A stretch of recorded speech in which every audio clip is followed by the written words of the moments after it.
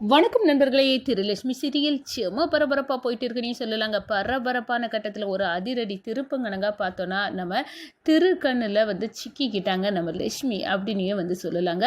ஏன்னா வீட்டில் எல்லாரும் தூங்கியாச்சு. இப்போ பெட்டி படுக்கையை சுருட்டிக்கிட்டு இங்கேருந்து யாருக்கிட்டையும் சொல்லாமல் கொள்ளாமல் காலி பண்ணி போயிடணும் அப்படின்னு நினச்ச நம்ம லட்சுமிக்கு ஒரு பேரிடிக்கணங்க. கரெக்டாக ஆஃபீஸ்லேருந்து காரில் இறங்கி நம்ம திருக்கண்ணில் சிக்கிறாங்க. ஒரு கட்டத்தில் பார்த்தோன்னா எதுக்காக இப்படி திருடிங்கனங்க, இது உன்னோட வீடு, இங்கேயே நீ இருக்க வேண்டிய நிலைமை ஆச்சு. ஆனால் நான் இனி உண்மையை எல்லாத்துட்டையும் சொல்ல போகிறேன்.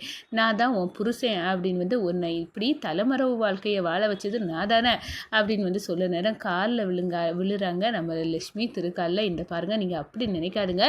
இக்கட்டான நிலையில் அந்த கஜேந்திர பிடியிலிருந்து என்னை காப்பாற்றின கடவுள் நீங்கள் அப்படின்னு சொல்கிறாங்க. இந்த விஷயத்தை யாருக்கிட்டையும் சொல்லிடவே வேண்டாம். ஏன்னா திவ்யா காலத்தில் நீங்கள் தாலி கட்டின அவங்க உங்களை உயிருக்கு உயிராக நினைக்கிறாங்க.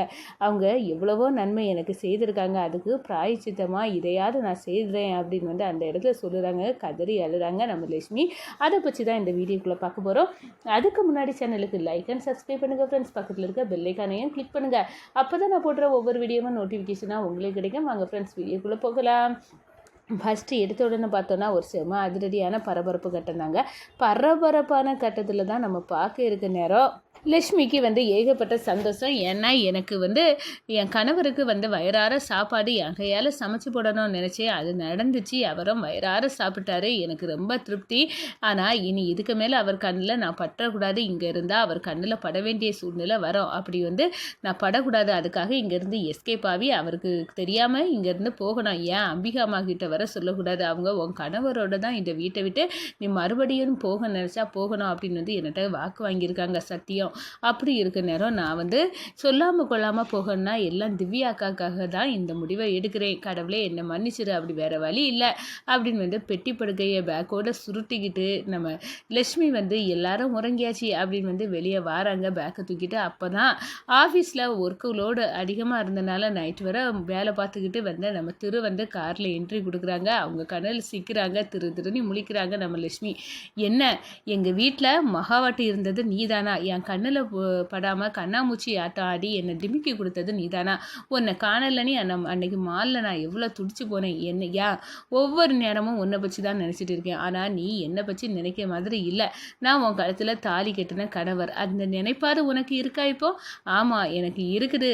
எனக்கு எந்த நேரமும் உங்கள் நினைப்பு இருக்குது. நீங்கள் நல்லா இருக்கணும் அப்படின்னு தான் நான் நினைக்கிறேன். ஆனால் இந்த வீட்டில் மருமகளாட்டம் எனக்கு உரிமை இல்லை. உரிமை கொண்டாடவும் நான் விரும்பலை. திவ்யாக்கா நல்லா இருக்கணும். அவங்கள நீங்கள் கல்யாணம் பண்ணிக்கணும். அப்படி இருக்க நேரம் எனக்கு இந்த வாழ்க்கையை விட்டு போகிறத தள்ளி வேறு வழி இல்லை. அதுக்காக தான் நான் இப்படி ஒரு முடிவை எடுத்துக்கிறேன் அப்படின்னு அந்த இடத்துல லட்சுமி நம்ம திருக்கிட்ட சொல்கிறாங்க. அப்போ தான் திரு இந்த பாரு, உன் கழுத்தில் தாலி கட்டின குற்ற உணர்வு எனக்கு உறுத்திக்கிட்டே இருக்குது. இப்போவே நான் என் கல்யாணத்தை ஸ்ரீ கூட நடக்கதை நிப்பாட்டுறேன். நீ உன் கழுத்தில் தாலி கட்டிருக்கேன்.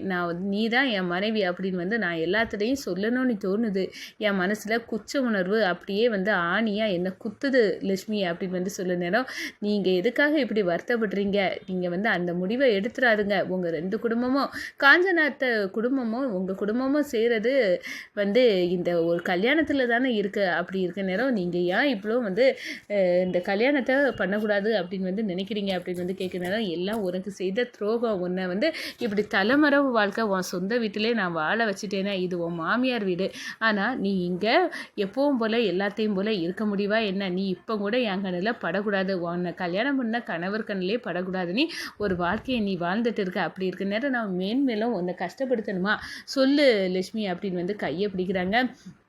என்னடா இப்படி என் கணவர் சொல்லாரே அப்படின்னு காலில் விழுறாங்க. தயவு செய்து நம்ம ரெண்டு பேர்த்துக்கும் கல்யாணம் நடந்த விஷயத்த உங்கள் குடும்பத்துலேயோ யாருக்கிட்டையும் சொல்லிடுறாங்க. திவ்யா அக்கா இருக்க சந்தோஷம் கெட்டு போயிடுறாங்க. திவ்யா அக்கா உங்களை மலை போல் நம்பியிருக்காங்க. அப்படி இருக்க நேரம் நீங்கள் என் கழுத்தில் தாலி கெட்டுனதுன்னா என்னையும் அவங்க வெறுக்க ஆரம்பிச்சிருவாங்க.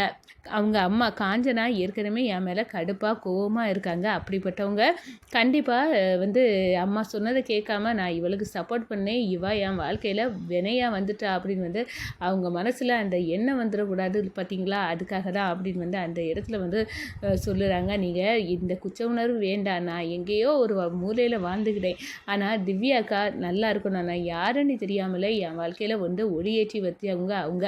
அப்படி இருக்கப்பட்ட திவ்யாக்காவுக்கு நான் துரோகம் நினைக்க முடியாது. உங்கள் 2 குடும்பமும் ஒற்றுமையும் இந்த கல்யாணத்தில் தான் இருக்குது, எனக்கு நல்லாவே தெரியும். நீங்கள் நல்லா கல்யாணம் பண்ணிக்கிடுங்க திவ்யாக்காவை அப்படின்னு வந்து அந்த இடத்துல சொல்கிறாங்க. சரி, நான் திவ்யாவை மனசார கல்யாணம் பண்ணேன்னா நீ இந்த வீட்டில் தான் இருப்பேன் அப்படின்னு வந்து எனக்கு வாக்குதா லட்சுமி அப்படி வந்து நம்ம லட்சுமி கிட்ட வந்து வாக்கு கேட்க நேரம் வேறு வழி இல்லை, நம்ம இப்போ என் கணவர் கேட்க வாக்கு கொடுத்தாதான் அவர் திவ்யாக்காவை கல்யாணம் பண்ண சம்மதிப்பார், இல்லைன்னா கண்டிப்பாக எல்லாரும் முன்னாடியும் எனக்கு கல்யாணம் ஆயிடுச்சு, எனக்கு ஸ்ரீ கூட கல்யாணம் வேண்டாம், என் மனைவி லட்சுமி தான் அப்படின்னு வந்து சொல்லிட்டேன்னா இந்த ஒட்டுமொத்த குடும்பமும் என்ன அப்படி ஒரு துரோகிப்பட்டதை கெட்டி பார்க்க வேண்டிய நிலைமைக்கு வரோம். ஆனால் அப்படி இல்லை, திவ்யாக்கா நல்லா இருக்கணும், அவங்களுக்கு எந்த குறையும் நல்லூரம்மா வந்து கொடுக்கக்கூடாது, நாங்கள் நல்லா இருக்கணும்னா வேறு வழியே இல்லை அப்படின்னு வந்து அந்த இடத்துல வந்து ஃபீல் பண்ணுறாங்க. ஒரு கட்டத்தில் பார்த்தோன்னா நம்ம லக்ஷ்மி வந்து சரி, நான் உங்களுக்கு ப்ராமிஸ் பண்ணுறேன், நான் எங்கேயும் போகலை, உங்கள் கண்ணு முன்னாடி தான் நிற்பேன், ஆனால் நீங்கள் என்னை கல்யாணம் பண்ண விஷயத்தை யார்கிட்டையும் சொல்லக்கூடாது, நீங்கள் திவ்யாக்காவை நல்லபடியாக பார்த்துக்கிடணும் அப்படின்னு வந்து அந்த இடத்துல சொல்லுனது சரி நான் பார்த்துக்கிட்டேன் அப்படின்னு வந்து அந்த இடத்துல வந்து ஏற்றுக்கிடுறாங்கங்க.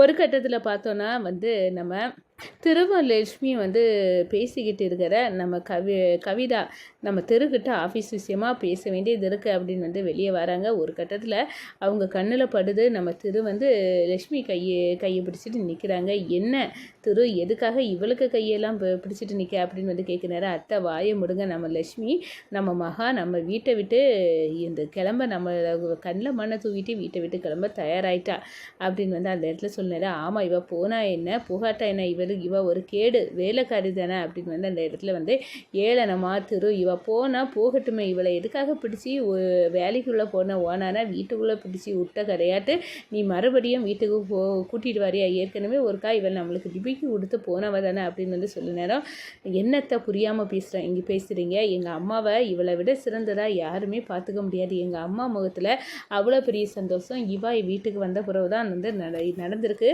அதனால் எங்கள் அம்மாவை கவனிக்க தான் வந்து லட்சுமி வந்திருக்கா, அப்படி இருக்க நேரம் எங்கள் அம்மா கூட சொல்லாமல் கொள்ளாமல் இவ வந்து எதுக்காக இந்த வீட்டை விட்டு போகணும், இங்கே தான் இருக்கணும், அதான் நான் வந்து சொன்னேன் அப்படின்னு வந்து அந்த இடத்துல சொல்ல நேரம் அம்மாவும் பையனை சேர்ந்து ஒரு வேலைக்காரிக்கு இவ்வளோ இம்பார்ட்டன்ஸ் கொடுக்குறாங்கிறத பார்த்தா நம்ம காஞ்சனாக்கா பயப்படுறது சரிதான். ஸ்ரீக வாழ்க்கையில் இந்த மகா ஒரு தொந்தரவாக தான் வந்து சேர போகிறா, எக்கேடம் கெட்டு போட்டோம். இந்த வந்து ஸ்ரீயில் கல்யாணம் பண்ணதும் அவ்வளவு சரிப்படலை, ஏன்னா காஞ்சனாக்கா ஒட்டுமொத்த சொத்தையும் ஸ்ரீ பேருக்கு வர வச்சிருவா. இந்த வீட்டுக்கு மட்டும் ஸ்ரீ வந்து மருமகளாக வந்துட்டுனா என் பேச்சு எடுபடாமல் போயிடும், அது பிறகு வந்து நம்ம காஞ்சனாக்கா பேச்சு தான் இந்த வீட்டில் எடுபடும். அப்படி இருக்க நேரம் அதுவும் நடக்கிறதுல நம்மளுக்கு சந்தோஷம் இல்லை, வேறு ஏதாவது யோசிக்கிறோமே, உண்மையிலே வந்து இந்த வேலைக்காரினா நம்ம எடுத்தெறிஞ்சு பேசலாம், நம்ம திட்டத்தை நிறைவேற்றுறதுக்கு இதுதான் ஒரு நல்ல வாய்ப்பு, இதை யூஸ் பண்ணிக்கிடணும் அப்படின்னு வந்து அந்த இடத்துல நினைக்கிறாங்க நம்ம கவிதா.